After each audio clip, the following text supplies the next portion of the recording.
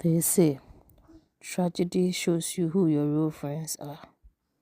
I never truly understood that until I lost my child. Grief didn't just take my baby, it took my friendships too. Some people pulled away, others stayed, but they didn't understand me anymore. And then there were those I had to walk away from myself. Losing a child changes you in ways you can't explain.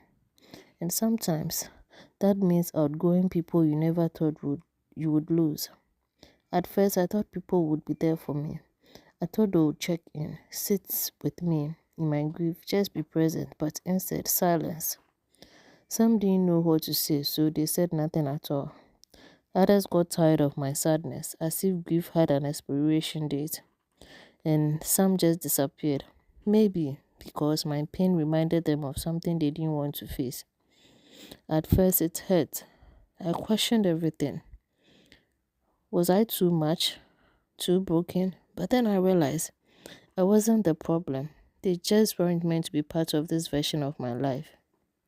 Losing friends passively is one thing, but choosing to walk away is something else entirely. And it was one of the hardest things I had to do. Some people minimize my pain. You'll have another child. At least you got time with them. Those words cut deeper than silence ever could.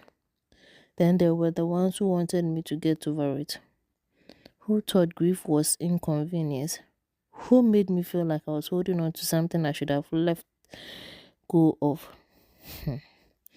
And then there were those who made my pain about them, who got offended when I didn't have the energy to show up, even when I could barely get out of bed myself. So I had to choose myself. I had to walk away because healing is hard enough without carrying people who don't deserve to be part of your journey. At first, I felt lonely, but then I realized the loneliness of losing shallow friends was nothing compared to the exhaustion of keeping people in my life who no longer fit. Grief changes you, and not everyone is meant to walk that path with you, and that's okay. I learned to appreciate the ones who stayed, the rare souls who didn't try to fix me, who just sat with me in my pain. And I also learned to be okay with solitude, because sometimes losing people is part of healing. If you've lost friends after losing a loved one, I want you to hear this. It's not your fault. People will leave and it will hurt, but don't waste your energy chasing those who don't know how to laugh through your pain. Grief will show you who truly cares.